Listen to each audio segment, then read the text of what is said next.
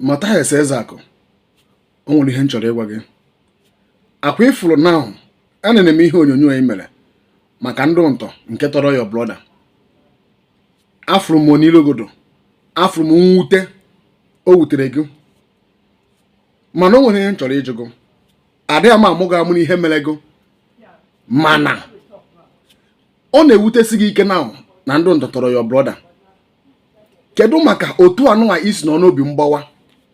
Mmadụ apụta mee ife onyonyo were na-akpọ gị iyi in this situation ị nọ n'ime kịta, na-asị gị na gị jee kpọọ chi ahụ ị na-ekpere ya bịa belụọ nwanne gị nwoke, ọ na gị jee kpọọ gọọmenti ka gọọmenti belụọ nwanne gị nwoke. Mmadụ a na ọ na this situation ị nọ n'ime ya na-akpọ gị iyi na-akpali gị, kedu na obi ga-adị gị?